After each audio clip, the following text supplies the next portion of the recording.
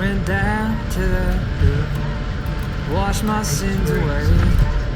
Pray, pray, pray, pray, pray for another day. I went down to that river, wash my sins for free. The devil's on the other bank, staring back at me. I'm a dead man walking. I'm a dead man walking. I'm a dead man. So at the moment, me and Matt, we're out on a recce. We've got 50 to 60 mile an hour winds. We decided behind the building now, so we're just having a quick drive round to find a location for the boys. This one looks, it's a pier which is just in the opposite fjord. We have fished it in the past. Looks fishable. So what we're going to do is we're going to continue around this fjord. We've got a couple of places over there which we're going to try and get in, but it's horrible today, Matt. It is honking. Yeah, the other fjord is just unfishable. The other 3 or 4 marks which we are pretty productive marks is unfishable at the moment. Yeah, it's sheets of rain. Look, you yeah, see the ribbons of rain now coming through as well. Yeah, because we're hiding behind the building, but as you can see it's just blowing a gale down there, and it's just the rain as well. Just adds to it. Yeah, the last couple of days the boys have been absolutely hammered, so I'm just trying to find somewhere for them. We're going to keep on looking, and I'll bring you back to each mark we go to.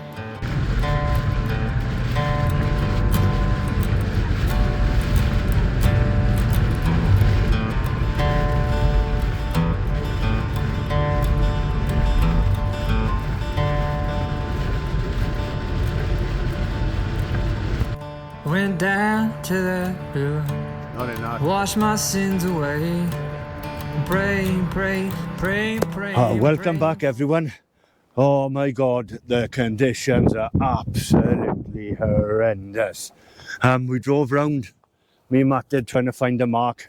As you've seen, when we found this mark, it is out to the wind. I'm behind a building. But as you can see out there, there's 70 mile an hour winds. The rain has eased a little bit, but we sat in the car for about 10 minutes, waiting for the rain to ease. We jumped out, quickly sat up, and as you can see, we've got the rods in. Matthew's down to my left, it will be your right, and we're just going to give it a go. Where we're fishing is 30 metres of water, and I'll show you in a minute, and it's just trying to get out of it. It's absolutely horrendous. The other group of the boys, they said they don't know what they're going to do. They might just stay in the chalet and see if they can come out later, but it's just brutal. I've never seen it like this before, not 70 mile an hour winds. That is, we've only driven, I say, 10 minutes away from our accommodation, just for the safety fact. Matt's just setting up there now because he's been on a works call. But yeah, brutal. But the good thing is, my first cast, I'll show you, out. I was getting the other rod set up, and it was on the foam rattle rig there, a double shot of whiting. Not as big as the ones that we've been having, but at least we know that there's fish in the area. And that was first cast. I was just setting my other rod up, and Matthew shouted to me that my drag was going, a double shot of whiting on the pennel rig. So that's good. I know Matt and Matthew, they're going to be trying for a specimen dabia, because it is sand where we're fishing. But I'm just going to go all out big baits, I am. It's quite lazy of me, that is. I can just leave those, have a good soak in for about 20 minutes, and I can tuck myself behind this little shelter thing I've got here. But yeah, so that's what today is going to be, just out of the weather, but cross fingers we can get into some fish for you. This evening it's getting even worse, so I don't know if we can call out in the evening, but I'll have a look at it and see what we can do. But yeah, we're fishing, and that's all we can do. Norway, you gotta love it. It throws everything at us this trip. Probably out of my 30 trips I've been, this is 100% the worst weather. Absolutely brutal. But you know, that's, you know, the choice. You can come in, you know, it's either snow and lovely and cold and there's nothing, or you come and you have the weather like this. But unfortunately, this time it's been like this. Brutal for us. Absolutely brutal. But at least the boys know. Last day before we're going to get home, we managed to get our rods back, which is not good. But we've got all these claim forms which we can send away, and what I'll do is I'll take you, when I get back home, I'll show you the process, if it happens to you, how you go about claiming for it and everything. But yeah, not good at all, you know. 5 days without your rods, that's quite poor, really poor. But yeah, I'll show you the process of that, which will be good then for you to see if it does happen to you out there, which probably will. At least you know the process which we went through, and it'd make it easier for you. But I'll get back to it now and I get another rig baited up and cross fingers. We can get into a nice big cod and an halibut here. But at least we're out fishing anyway. Oh, as you can see, the weather is proper coming. It's horrendous, it is. I got you in the back of the car and you can see where I'm fishing there. Matt's coming over here. But oh my God, we're catching fish. That's the main thing, as you can see to my right. But then Matt said about 2 cod and about 4 decent whiting. I've had about 5 whiting. Matthew just had a nice whiting. But the conditions are just horrific, man. As you can see, we can't even see the island in front of us now with the rain and that coming down here. It's just battening down that. And see, I'll try and film as much as possible from the back of the van there. But yeah, this is not good, man. This weather is not good. I'll tell you one thing is, I'm out here trying this snug from Navionics Pro. And I gotta say, absolutely amazing. If you're coming out to Norway or you want this for winter fishing back home, this is brilliant. Next level. I mean it. Absolutely brilliant. Warm, waterproof. It's put us through some right harsh conditions and it's done it all. When we first got here, you know, it was -5, -6, and I was warm. That's all I got underneath here now is a hoodie. Underneath here, it's got long johns. I haven't got a tracksuit or nothing. Really good. And the snug boots to match it. If you're into that, absolutely brilliant. I put them to the test out here and it's come through flying colours. Yeah, so if you're investing in a new suit, yeah, look at the snug from Navionics Pro, brilliant, man. But yeah, we're going to keep on going. I'll try and film as much as possible. And I'll try and film from there. I'll try and light up when the lights go out of catching fish and that. But yeah, this is a right man test. But we're going to keep going anyway. And cross fingers, we can get into, or try to get into a big, massive cod view. And actually film it. Because yeah, man test, man test. Yeah, the issue we got now is loads of whiting in here and codling. About 2 to 3 pounds. Yeah, and it's hard work, let me tell you. The wind, as you can see, it's got even worse now, and it's swirling round in here, but we're giving it a good go. I'll try as much as filming as much as possible from in there because that's quite sheltered. Where I am, it's not so bad. I'm sheltered behind the building, but as soon as you come out from there to cast or anything, you're just in it. And the rest of the boys are hiding behind the container. We're going to give it a few hours into darkness now. And see how it goes. Maybe have a look for a different mark if it's only small fish here, because some of the boys are trying to catch a dab and they're using ragworm and they're having 2 fish at a time, but they're all about £1.5 pounds, 2 pounds, and that's not really what we want. So we're going to stick it out here and fish about probably an hour of the ebb, and then we're going to jump back in and then see if we can hit a different mark and see if we're a little bit more sheltered. I got 2 more which me and Matt recce'd, so we can give those a try. But yeah, Jesus Thomas, man, what a man test.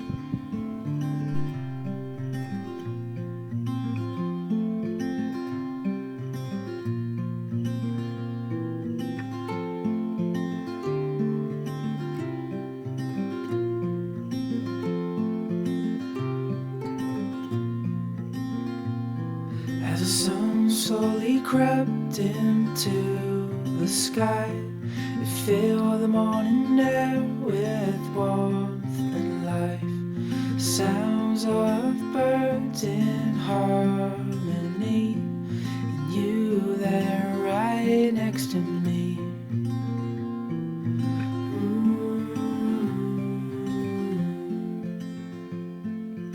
Oh, no matter where we go. Well, that's the end of our adventure. I was going to take you outside to do the extra on the end of it, but I think the GoPro would have been blown away. Old Matt Wilcox is just laughing. He said, go out on the veranda, and I was like, absolutely not a chance. Yeah, it's been probably the hardest weather I've ever fished in Norway. All the years I've been coming out there, the beginning of the week was brilliant. We just had snow, and as you've seen in the video, when there's just snow, no wind, the fish were right on it. As soon as we had that massive melt, which always happens, you know, it used to be worse in Skarsgård because I was a fjord. I was hoping it wouldn't be so bad here because obviously we're right close to the open sea of Sandripberger, but it must have killed it. Obviously, all the ice melted and obviously flooded into the water. The last 2 days, the water here is normally crystal clear. but it had a brown tinge to it. So I just think that killed it. Yeah, the boys done well. They had a lot of fish, and I mean a lot of fish. The only issue was is we didn't have no massive ones like we normally do. And you know, I think the biggest was just over double figures, which is a little bit disappointing for them. And whiting, I have never seen so many whiting in Sandviburger as this week, and I mean big whiting. You know, yeah, I've never seen that before. Normally, the whiting, you know, you get your odd big one, but not as they were in that numbers. They were ferocious. But the boys filled up. You know, all of them have got 20 kilos of fish. They enjoyed. And then they really enjoyed, actually. I was speaking to them earlier on. They've had a great trip. And testament to them, every single day, you know, in 70-mile-an-hour winds, torrential rain, you know, they got out there and they fished. You know, with a smile on their face, you know, gutted. Our rods were missing. But yet again, you know, it's just something you have to overcome. And, you know, testament to the boys, they overcome it. I'm a bit tired at the moment. Matthew and I wanted to go back out last night and fish, so I was out with them till 1 o'clock. Just sitting there in the rain. But yeah, last night, you know, they fished perfect tides and just had whiting, and then the blackmouth dogfish come through. But all in all, it's been a really enjoyable trip. And you know, the weather gods weren't with us. Next time we come out here, the weather gods might be perfect, and we just have cold weather and snow. You know, but time to go home now. Absolutely shattered. But yeah, thank you very much for watching. And if I don't see you on the beach, I'll see you on the channel. Thanks very much, everyone. Enjoy your fishing. All right, that's me back from Norway. As you've seen on the last day, I tried my best to film, but the conditions were just absolutely horrendous. So I just give up. So I come back. Successful trip, but a hard trip. As you've seen by most of the videos, the weather wasn't on our side. First couple of days the weather was brilliant, but then we had that ridiculous amount of wind and all that fresh water came down to, I think, it put the fishing off. The boys did catch a lot of fish, but no big fish. All the cod which we caught were really good conditioned, but we didn't have any massive ones. But that's fishing in Norway.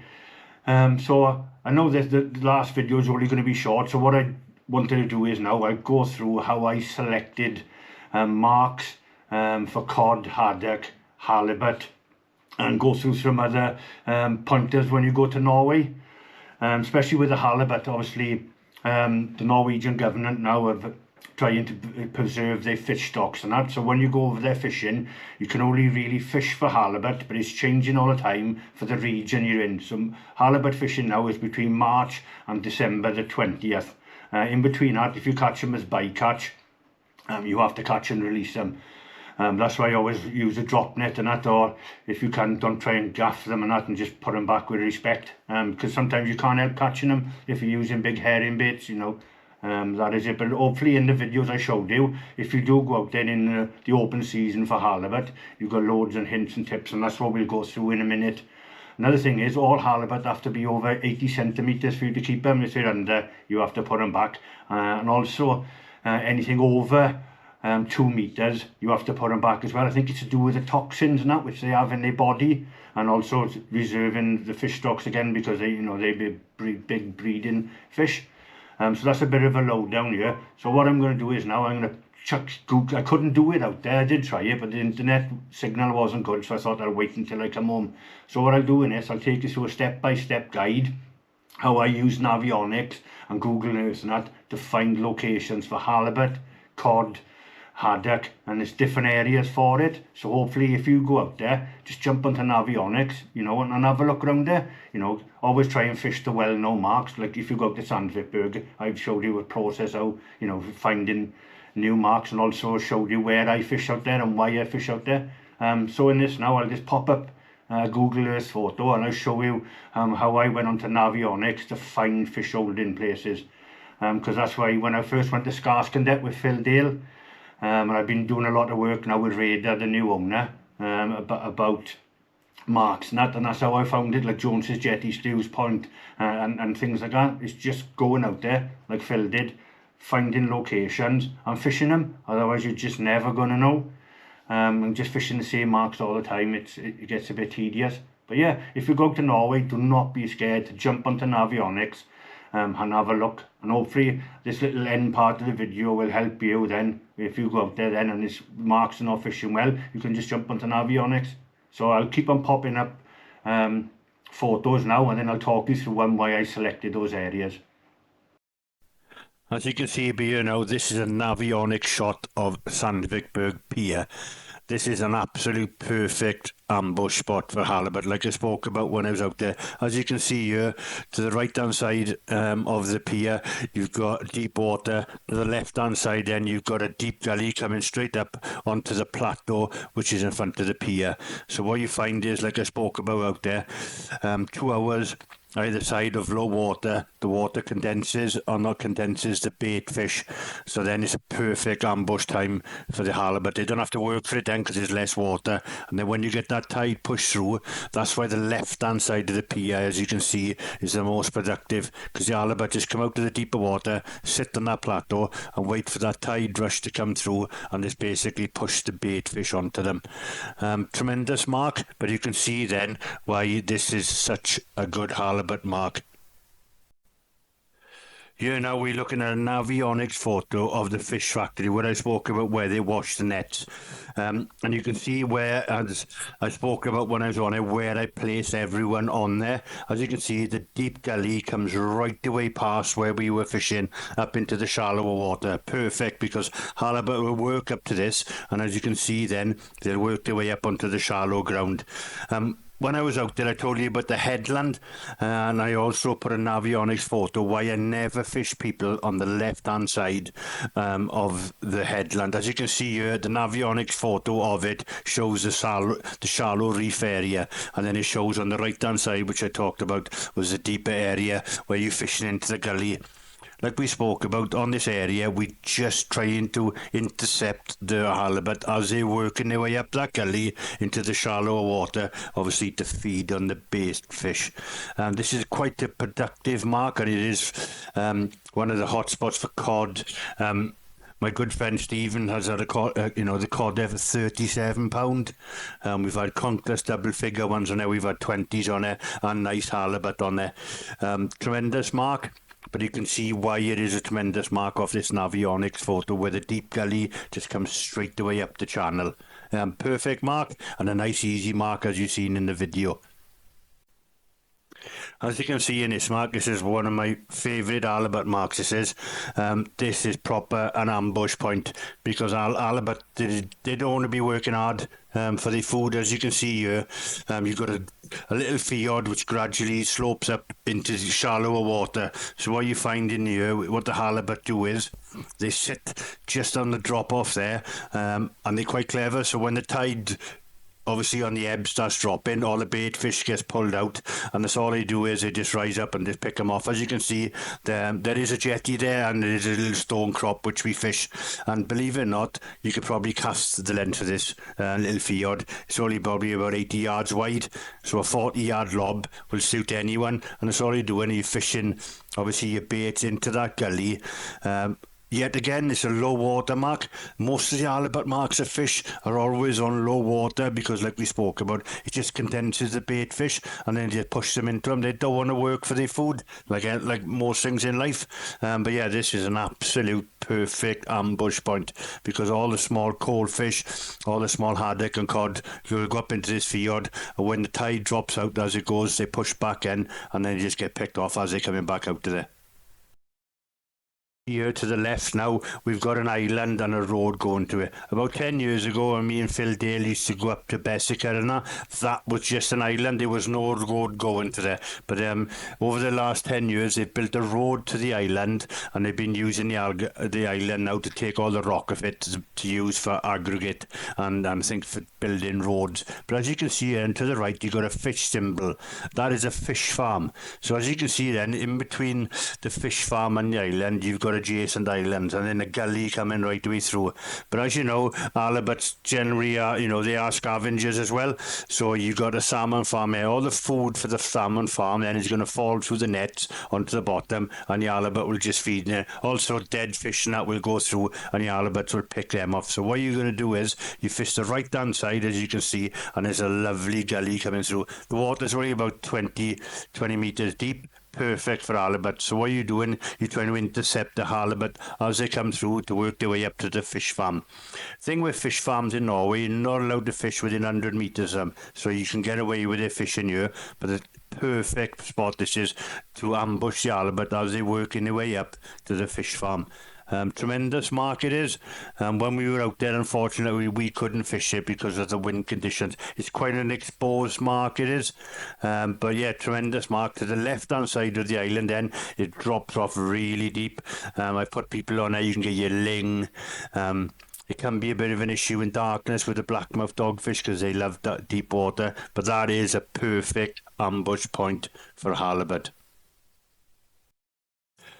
Right, in this area, as you can see, you've got a shallow spur sticking right out. So what I found with this mark is I keep this one quite quiet. This is a perfect halibut ambush point. As you can see, you've got deep water either side of a spur. So what we found was on the flood, the halibut will sit just at the inside of that spur. And when the bait fish get pushed over the top of it, they just pick them off. It's not an ebb mark. They tend not to fish on the ebb mark, but on the flood, when it comes through, it's such an absolute ambush point. You can see there, you've got a shallow point. The halibut can sit on the left-hand side of the deep part of that spur, and when the bait fish and that just come over the top of it, they just pick them off. This is an absolute brilliant mark, it is, which produces halibut regularly. But as you can see, when you look in the features, look at things like this, spurs sticking out. As you can see, shallow water is in between deep water, and it's just easy pickings for predatory fish. Tremendous mark this is. But this is my last now halibut mark, and then we'll move on to cod and haddock. But as you can see, this is the mark in one of my videos which I recce'd. We went out there. We didn't catch any halibut, but I think I need to put more time into it. But this is absolutely perfect. As you can see, you've got shallow waters either side of a deep gully. And you've got a little patch then of shallow water in the middle. So as the water comes funneled through there, that's all the halibut has to do is sit in that deep gully. All the bait fish then will be pushed through either side of that channel onto them. Absolutely perfect. So I'm excited next time I go out there to put a bit of time into that. In the video, as you see, me and Steve was talking on our Pim's veranda, but I just think that mark needs a bit of time to find out when the halibut are actually feeding on it. So what I'm going to do now is I'm going to take you through now cod, haddock and other fish holding areas. As you can see now, we're looking at a cod and haddock holding area. As you can see, this is a small bay which I fish quite regular, and as you can see, right in the middle of it, you got a 31 meter hole. So what I find in here is the cod and the haddock sit in that hole. They do. There's a little rock crop in there which you can fish off and cast into it. Cod and haddock are quite lazy fish, so as you can see, the tide will push through there, and any bait or anything which is going to get pushed into it will sit in that hole. So when you're looking for cod and haddock, always try and look for a light deep hole, because they will just sit in there. They will cod are quite lazy, and they just look for everything getting swept into the perfect ambush point again. What I'm going to do is now I'm going to take you through probably one of the famous marks down in Skarskandet, and probably Phil Dale, one of my good friends, favourite spot. This mark is screams out fish. I've had all my 20s and my 230s have been from this mark. As you can see, in front of you, you've got a big deep gully, you've got an island, and then you've got shallow water. So the big cod and that have to go through in between the islands to get into the next fjord, Bergen Fjord. So as you can see here, you've got a deep channel in between the islands. Absolutely perfect for them. You can shad fish in here. I remember my good friend Rab, he had a 27-pound cod here. Shad fishing, shad fishing through here. If you look on Phil Dale's videos for Scarscondet, this is the top mark for shad fishing as well. And bait fishing, absolutely amazing. As you can see, to the right, to the left-hand side, you've got a deeper gully, and then it works through then, and the gully goes right into shore. So what a lot of people do is they overcast it. You need like a 40-yard lob, and you're into the deep gully again. If you overcast it into the shallow water, so all you're doing here is a massive ambush point. So you're waiting for the cod to come through to go into the next fjord. And the best times to fish this is over low water yet again. 2 hours either side of low water is the perfect time in here, because the fish are just holding up in here, ready to move off into Bergen Fjord. Probably one of the best marks at Scarscondet, and I think the record fish has come from here. Absolutely tremendous mark. So if you go to Scarscondet, always look at the slipway. The second probably famous mark at Scarscondet, this is Strawman Point. You should probably look at the YouTube channel, and I've fished this mark before. Absolutely tremendous. The only issue with it, you only get a small window to fish it. Have a look on Phil Dale, and he's on there shad fishing. As you can see, you've got a little gully coming through, and then it drops off into a deeper gully, and you've got 2 points in there. This mark is absolutely amazing for shad fishing and bait fishing. It can be a little bit lumpy, so you have to use bottoms there. This is the only mark in Norway where I've actually had my reel emptied. And I mean completely emptied. I couldn't stop it. It just kept going and going. Went through all my backing, and I had about 2 wraps around my reel. This mark is absolutely perfect. We've had cod up to here to £30 on the shad.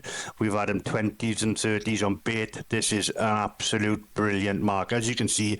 But the issue is you only get about an hour and a half fishing on there on slack water and low water. You can't fish it on high water because it is a bit lumpy there. But always fish it on low water. But as you can see, this is an absolute perfect cod ambush point. They just sit in that deep water, and on slack tide then they just come up and they just feed on everything there. Absolutely famous mark it is if you look back on Scarscondet, and as you can see, perfect for cod. I'm going to move on to the last mark I'm going to show you now. As you can see here, this is an absolute perfect ambush point for cod, haddock, coalfish, pollock, everything. I've even had my PB coalfish here, which is £17.9. As you can see here, this is an ebb mark, this is. So always when you're looking at shallow water, going onto deep water, always think about an ebb mark. As you can see here, you've got a deep spur coming up through the middle of a channel onto shallow water. So what I find here is all the bait fish work up into the shallow water, and then they get pushed back out when the ebb comes onto that spur. So the halibut, the cod and pollock and all the other fish and the haddock just sit there waiting for the bait to get washed back out. As you can see in that shallow area, there's a big worm bed, so the haddock and that are in there waiting for all the dead bait to get pushed out. But yeah, if you find shallow water next to a deep water, always think about an ebb mark, because this is absolutely one of the productive marks I fish. Yeah, but what we're going to do is now, we're going to call it now, because I showed you enough marks, and we're going to go to the extra. I hope you found that quite interesting. How I showed you now on Navionics and that, how I find locations for different species in Norway. And I hope you enjoyed the videos. It was quite hard to film out there. The fishing was good. The boys caught a lot of fish, but we didn't get no big ones. But hopefully I took you through step by step, you know, actually in Norway, how I fished the locations. Yeah, I'm back from Norway now. I'm a little bit disappointed. Obviously I planned now when I got back from Norway to have this operation on my neck, but unfortunately, due to the surgeon, who's the only one who could do it, he had a bit of a family crisis, so they've delayed my operation now till March, which is not too good. At present, I cannot use a beach caster at all. I went out with Danny and tried for flounder and all that, and that was a struggle. So I've got quite a few videos in the bank, which I can keep on popping up. But yeah, that's me done for fishing now for quite a while, unfortunately. Which is quite sad really, but never mind. But yeah, on a good note, well, 2 good notes, obviously, if you follow it, I'm currently serving in the army. But I've done 24 years now in May, so that's me retiring and moving on to my new job. which is quite exciting times. But yeah, 24 years done in the military, and you can see why I need an operation on my neck. But I've got planned then I'll have more time to do fishing and filming for you, so that's quite exciting once I get this operation done.